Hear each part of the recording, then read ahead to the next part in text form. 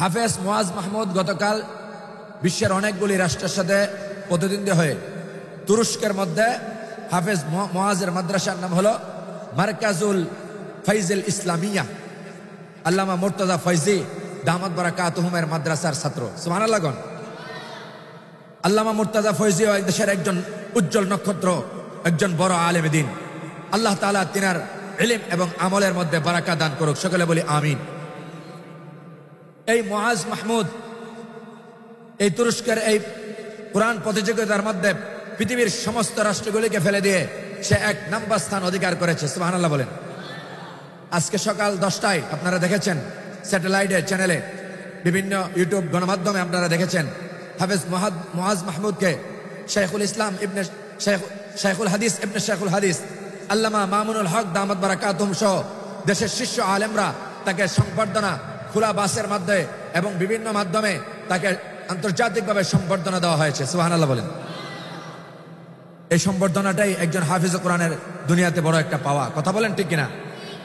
আরে হাফেজ কোরআন এই দুনিয়ার চাওয়া পাওয়া আমরা চাই না, উলামায়ে কেরাম দুনিয়ার এই চাহত নাই, তবে দরকার। কথা বলেন ঠিক কিনা? এই হাফেজ কোরআনদেরকে সম্মান করলে, মুহাব্বত করলে নিজেদের লাভ আছে কিনা? মুসল্লিয়ানে কেরাম বলেন লাভ আছে কিনা? হাফেজ কোরআনদের সাথে সম্পর্ক রাখলে লাভ আছে কিনা? আলেমদের সাথে মুহাব্বত রাখলে, সম্পর্ক রাখলে লাভ আছে কিনা? আছে। তাহলে আলেমদের সাথে আমরা সম্পর্ক রাখবো, রাজি আছি ইনশাআল্লাহ। হকানি আলেমদের সাথে এই হাফেজ কোরআন সারা বাংলাদেশের জন্য একটা গর্ব। মুয়াজ মাহমুদ, হাফেজ মুয়াজ মাহমুদ বাংলাদেশের গর্ব। আমরা দোয়া করি মুয়াজ মাহমুদকে বড় হয়ে আলেমে হকানি, আলেমে রব্বানি, বিজ্ঞ মুফতি মুহাদ্দিস শেখুল হাদিস হিসেবে কবুল করুক, সকলে বলি আমিন। আমরাও আমাদের সন্তানদেরকে হাফেজ বানাবো, রাজি আছি ইনশাআল্লাহ। আমাদের মেয়েদেরকে হাফেজা বানাবো, রাজি আছি ইনশাআল্লাহ। এখন আমাদের মেয়েরাও পিছিয়ে নাই, আমাদের মেয়েরাও ভালো ভালো মাদ্রাসায় হাফেজা হচ্ছে। এজন্য আমরা ছেলেদের পাশাপাশি মেয়েদেরকে হাফেজা বানানোর চেষ্টা করব। ভাইরা আমার ছেলে এবং মেয়ে যদি দিন না শিখে, আমার ছেলে আর মেয়ে যদি দুনিয়ার শিক্ষায় শিক্ষিত হয়, দামি হতে পারে দুনিয়ার মাধ্যমে, দুনিয়ায় অনেক মাধ্যম আছে দামি হওয়ার, কিন্তু এই কুরআনুল কারীমকে হিফজ করে বুকে যারা ধারণ করে তাদের মর্যাদা আল্লাহ দুনিয়াতে যেমন দেন আখিরাতে এর চেয়ে বেশি দেন। সুবহানাল্লাহ বলেন।